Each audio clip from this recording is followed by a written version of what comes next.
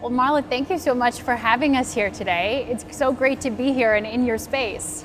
Well, thank you for the opportunity to talk to you today. It's great to have you here today. Excellent. It's quite a busy place, right? There's work being done all around us at the moment. What are you most excited about that NASA's working on right now? There's two things that I have to call. The first one is about space. Imagine this, we're going back to the moon, this time to stay. And here is the real deal with this.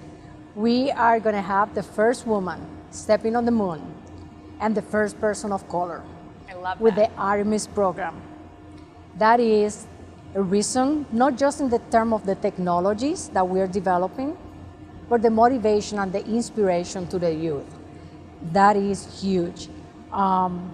Those individuals that are looking, watching TV or, trying to figure out what they're gonna do, that is gonna be a source of inspiration for so many in our nation, and that's very needed right now. So true. And how is NASA Glenn a part of that, part of the Artemis program? So we have been with Artemis since the beginning. We have the Orion spacecraft, which we test at Sandusky, the soon-to-be renamed the Armstrong Test Facility, the Armstrong Test Facility, and we also are part of the SLS, that's the rocket, Space System Launch Rocket. We also have the activities for the power and propulsion element, which the facility that we are here, the solar electric propulsion, is a key element of that element for the Gateway, which is really kind of an outpost that we're gonna have for the moon. And then the next step is surface power. We need to have power when we get to the moon, so we're also involved on that. So as I said, we have been involved with Artemis since the beginning, and we're looking forward to it.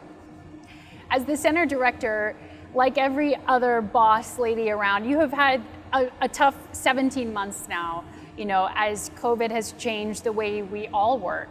How has some of that impacted what you're able to do here? Is everything still on timeline? So we have been able, thank you to our employees, been able to deliver on our key milestone.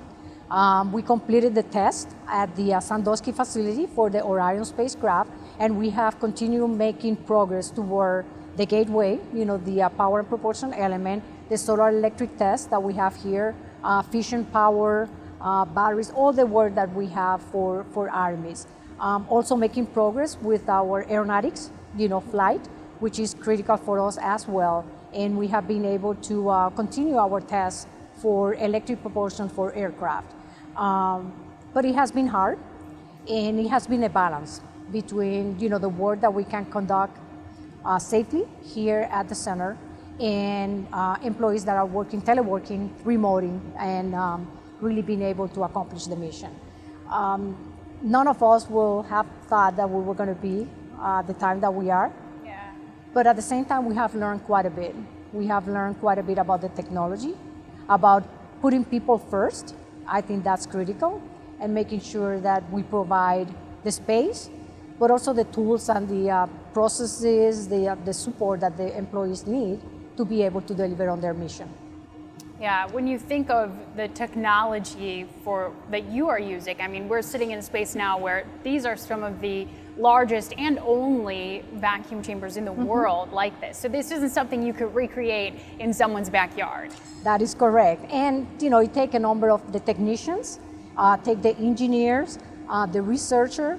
It's a whole team. It's a whole team. The people that do the analysis and the project managers is teamwork at the best, teamwork. And everybody's handling life, right?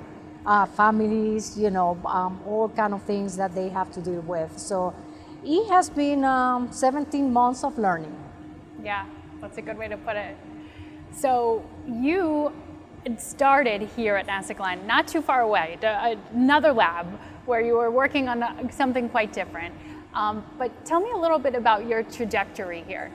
So I joined NASA back in the day, 1983, right after college. I'm originally from Puerto Rico, so graduated from University of Puerto Rico, Mayagüez. NASA made an offer, and I was like so thrilled. Came to work to NASA. I started working in power system batteries. That was my area of research. So I started as a researcher, and then moved into power systems, some other areas. Completed my master and my PhD while working, raising two kids, having a family, and started working into project management later on. One thing led to the other, got into supervision, and the rest is history. But at the same time, it has been building blocks. You spend your time, you learn something, and you get an opportunity, a challenge. So it takes determination, resilience, but also setting goals. You have to set your goals and rely on a system to be able to accomplish, not just for you, but for the team, for NASA. NASA have a beautiful mission, and I'm very proud of what we do. And that's by itself a source of motivation. It's just about not just going to space or, the safety of the airplanes, but it's also about the technologies that find a place here on planet Earth. The communications, the things that we have now for science and for medical field, materials that we have that we never envisioned. So I think it's something bigger than ourselves, and that by itself is kind of like an engine that keeps you going. Keep you going, absolutely. Did you intend to work for NASA when you were in school in Puerto Rico? Obviously, you were always interested in science. Yeah. So when I was in grade school, my favorite subjects were chemistry and math. And I have told this story before, but one good day I looked at a dictionary and said, hey, I like math, I like chemistry, I need to figure out what I'm gonna be. And I said, what about engineering? Let me find out. Chemical engineer. So I said, that's what I want to be. Okay. So that's how I started my chemical engineering track. And when I was in my junior year in college, a professor asked me if I would be interested in research, energy systems. And I said, okay, I'll give it a try. I mean, you're talking about many years ago when research was not a big component in some of the university. Now it's different. But I decided to do that, and I think that kind of opened the path for really be curious about research. And when NASA went to University of Puerto Rico for recruiting, and they probably looked at my resume and said, hey, this person is doing research. They make an offer, and here I am. So it was amazing working for NASA. And when I came here, there was a number of challenges. Obviously, the language, the culture. My whole family was in Puerto Rico, my friends. So it was really like starting from zero. Yeah. But again, going back to commitment, determination, and resilience. Three things that I keep with me and very close to my heart. And it was a challenge. It was a challenge. Different culture. You feel this sense of belonging that is kind of lost to some extent. But at the same time, you find people that really are willing to help you out throughout your career. And I have a number of mentors that really open the doors for me, open their wings and provided some needed advice and support. And that's one of the things that I always try to give back, because that's important. We always need someone, and there's always someone that needs someone. So you got to turn around and give your hand and help others to achieve. And make it, maybe not easier, but at least provide some guidance and make sure that you are that source of support and strength, because at times we all need that strength coming from someone else. So as a mentor now, what do you tell young students, and particularly young women? Because I have to imagine when you started here in 1983, there weren't a lot of women working in engineering at the time. Yeah, and that's it's getting better, but we still have a lot of work to do. So the first thing is that you have to prepare yourself. The second thing, don't let anyone tell you cannot achieve, and have that internal drive. And there's time that things are gonna get tough. And when things get tough, that's when you really have to dig in and keep going. And ask questions. I think sometimes asking a question takes you farther than anything else. And rely on the people that are willing to help you. So I think, providing people opportunities, that's one of the things that NASA does very well, and something that I'm very proud of what we do. Providing opportunities for students, and it doesn't matter, women, men, doesn't matter their background, to really first provide their innovation, their creativity to our problems. Some of them are big challenges. But the other thing is for them to get hands-on experience, because I think the hands-on experience is going to determine what really they like of and their passion. Yeah. Because they have to have that passion. You probably share that too, right? Your passion for what you do. You gotta have that passion, because that's what's gonna keep you achieving. That's what's gonna keep you there when things get tough. Yeah, and seeking out those experiences, correct, like you said, so that you can find it, because these aren't, particularly here at NASA Glenn, these aren't everyday opportunities. So once you can pique their interest, they end up working here for decades, like that's you have. Right. Absolutely. And role models. It doesn't matter which field, right? The technical field is very vast, it's huge. Like right now with the pandemic, we have learned quite a bit about the technology. So technology is everywhere. So we need those women and men to really look into STEM careers and do the things that we do here, because we need them for the future of space, for the future of aeronautics. They are our future, that next generation, and we need to get them inspired, motivated. We need to get them part of our mission, because it's helping us quite a bit as well. How did you encourage your own sons as they were growing up? So it's kind of funny, because everybody thinks, well, maybe they're in engineering. No, the one is a lawyer. Okay. I'm very proud of him. But I think, and the other one is more in technology, but technology is for schools, and he's more in the business side of the house.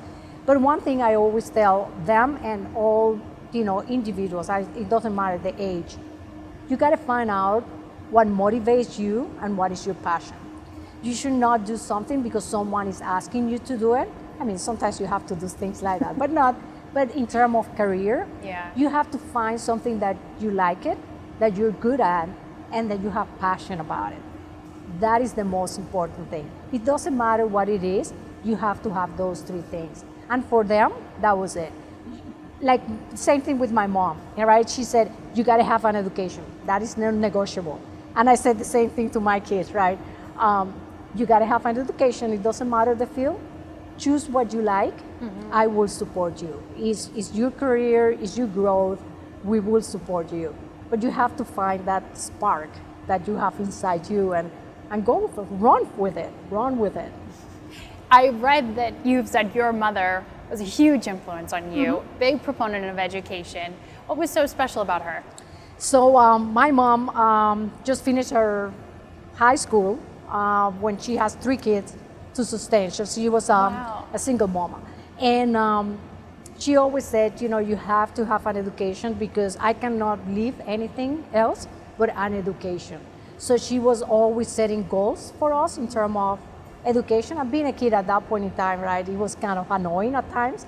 But looking back, I think that was the best gift that she could give to any of us. But that goal of you have to have an education, because that is what is going to make you self-sustainable. That's what is going to help you to achieve your goals. It doesn't matter which goals. And I think, that is something that I treasure greatly. And she made a lot of sacrifices for us to have that education. So that doesn't go unnoticed. Sometimes we use the same phrases that we don't, we ask, kids, your mom or dad says something, said, I will never say that to my kids. Many times I found myself telling my kids, you're going to get an education. That is non-negotiable. And you know right where it came from. That's right, absolutely. What did your mom say when you said you were moving to Cleveland to take this job? So she was happy, obviously sad at the same time, but she Yeah. was happy, and she's very proud of, all of us, so that's good. But, the first few years was really hard because, again, as I said before, my family, my friends were in Puerto Rico, so you start, developing those new friendships, raising a family here, far away from my family. But at the same time, your friends, the ones that are with you, become your family, and they're my extended family to this day. They have been with us forever, and will be. That's really so special. it's very special. What have you learned to love about Cleveland? Everything, everything. Sometimes even people say about the weather, which we always, get some kind of back rap. But at the same time, Cleveland is a beautiful city. It has been very kind to me. It's a great place to raise kids. You have a beautiful metro parks that I love. And there's so much to explore to these days. I think we don't give credit to the city for all the great things that we have.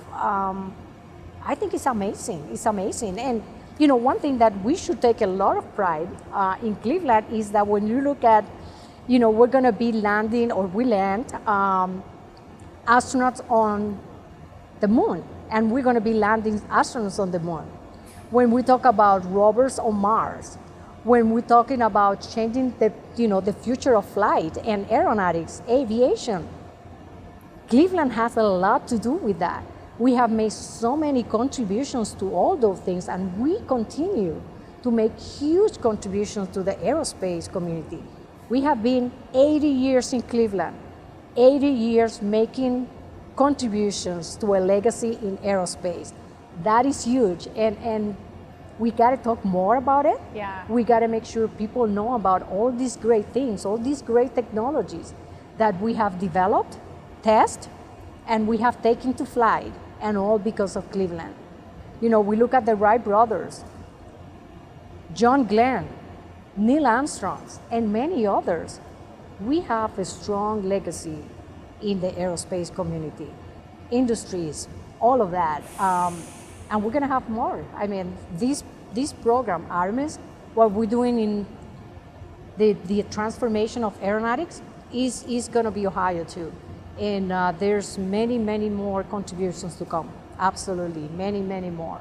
I think there's a lot of excitement right now, particularly around people that love space, about the Artemis program, also about all the private ingenuity you've seen, like Blue Origin and SpaceX and them taking flight. How does that work with NASA? Like, do you appreciate that there is private interest in space and also the publicly funded programs that are going on? Absolutely. When you look at this year, it has been really a renaissance of human space flight, right?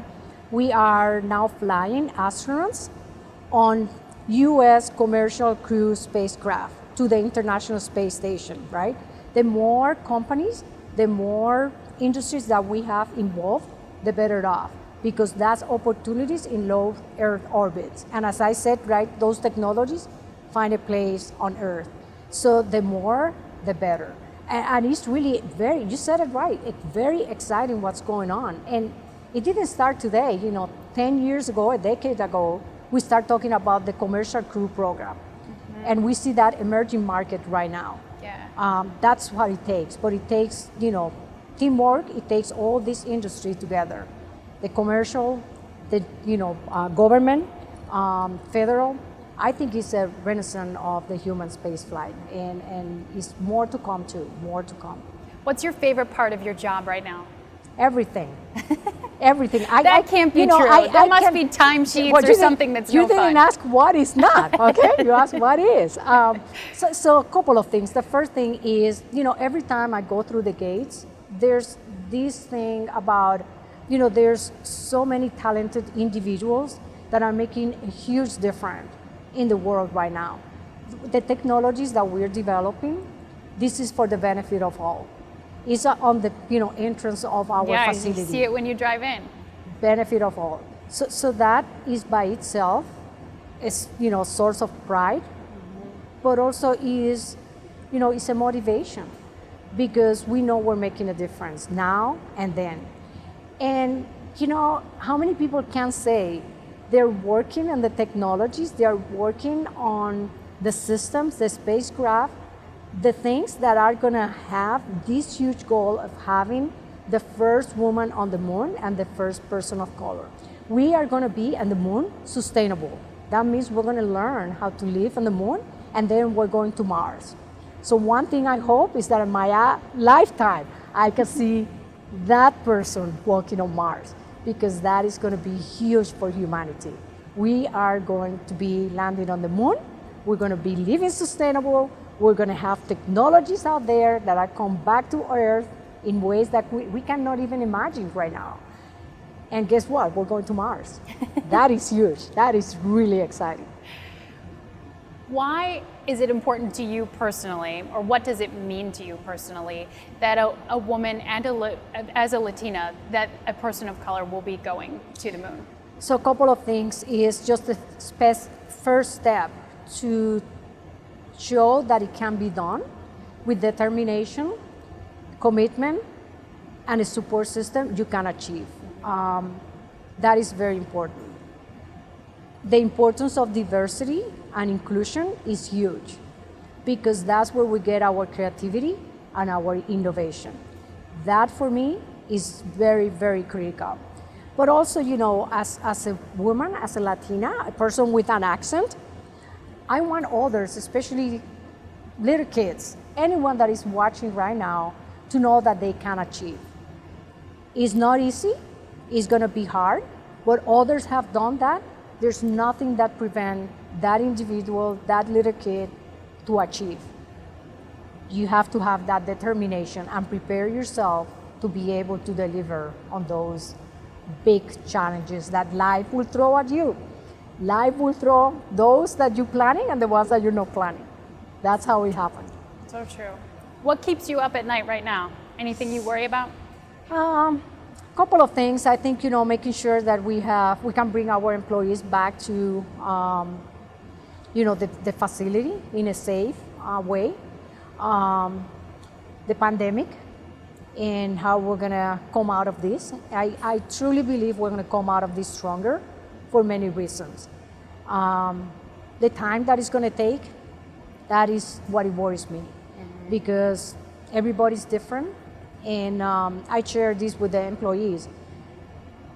We should not judge others by where we are, because everybody has a different situation and everybody's dealing with different variables out there. And there's a lot of uncertainties in terms of the future. We have to be kind to each other. And we are human beings, we have a little bit something called impatience. And it has been quite a bit. So it's gonna take a little longer before we get out of the pandemic. Yeah. It's just the timing that it's gonna take. So that worries me. And obviously we have a lot of research and activities here at the center that we need to get back to. And but we're not gonna, our top priority, the health and the safety of our employees. Sure. And so those things kind of worry me. And the uncertainties, there's so many. Every day is a new day. Yeah, that is very true for all of us at the moment. Who's your support system? My boys, my two boys. I call them my boys, my kids, but they're grown up. Yeah, they're my support, and my family, my friends, and you know, my team, my NASA team. They are my support all over. The ones here, the ones at the headquarters, the one in Alabama, the one in Kennedy, the one in California, the one in Mississippi. Hopefully I didn't leave anyone because, the one in Goddard, Maryland. So all of them, they are my support system. And we need to rely on each other because the nation needs us and we need each other. Now I hear you also like to blow off steam a little bit. Well, what do you do when you just need to relax and Let your mind go. So I like strength training. Okay. So cross, fit is one of the things. So anything that is strength. Bike. I bike in the Metro Park quite a bit. Love biking. And the Metro Park is a beautiful system. You can go from point A to point B, miles and miles and miles. So that's the way I, kind of blow some steam. And then, reading quite a bit. So. What are you reading right now? So right now I'm reading a couple of Spanish books. I like to keep my, my Spanish out there. And then I like books in leadership. So the Mercury book that came out not long ago, I have that one, start reading that one. It's nice. A thick one, so it's going to take a while. But so I try to do, and cooking. I love cooking. But you need to have a crowd for that. And right now, there's no crowds for cooking, so I'm holding on my cooking. Not as much fun to cook for one. Yeah, that's right. If we were talking 5 or 10 years from now, I know that there's a lot that NASA Glenn will have accomplished in that time. What will Marla have accomplished in that time? So hopefully, Marla have led the team to finish on the solar electric propulsion, the power and propulsion element that we have for the Gateway. Marla will finish some of the activities that we have for Artemis, and the team will be able to successfully deliver on the hardware that we need to be sustainable on the moon. The other thing is we will have a new phase of aeronautics, and that will be part of the team and the legacy that this team that is here in place right now will live for the generations to come. Was there ever a part of you that wanted to be an astronaut, or did you like just working around it? So here's the thing. I have getting that question quite a bit, throughout my careers, right? And there was a time of my career that I would say no, absolutely not. Two things: to be an astronaut, you have to be very special. I really believe astronauts are one of a kind. Two things: they're very talented individuals from the standpoint of the technical, but the people skill. They are just unique individuals. So that's one thing. And you got to prepare and work very hard. Now, in retrospect, if I would know about an astronaut, I probably would have given a chance, counting that I would have been 3 inches tall, which I am not. So that would have kind of crushed my dream of astronaut. But I do have a number of astronauts that I, have served as my mentors, and that's what I say. They are very unique individuals. They do what they do for the benefit of everyone, and it's better, it's bigger than themselves. They really think this is bigger than self. I know you interviewed Dr. Janet Cavandi. What a great leader, a mentor, a leader, and someone that is a dear friend. Another very kind soul that has made so much, made many contributions to the technology, the space program, but also to NASA Glenn. She's one of a kind. Yeah, it was really neat to get to talk to her about her experiences, and I know she's contributed here and is continuing to work with you, even though she's now in the private sector. If they save you a seat, as a space traveler on a mission sometime, will you go up? Absolutely, why not? Me too. If you can get me a seat, let's go. Hey, there you go. Maybe we can get 2 tickets for the price of one. That would be great.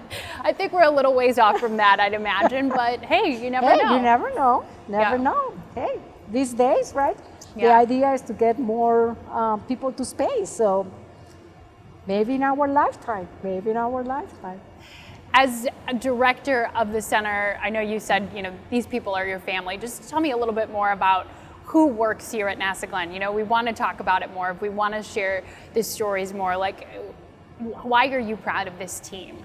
So obviously research engineers is a very high technical word, but we also have very high skilled technicians. They are the ones that really make this facility what they are. I mean, some of these facilities, they're 1950s and they're running like nothing, right? So there's their work. That's a testament of how talented are these individuals.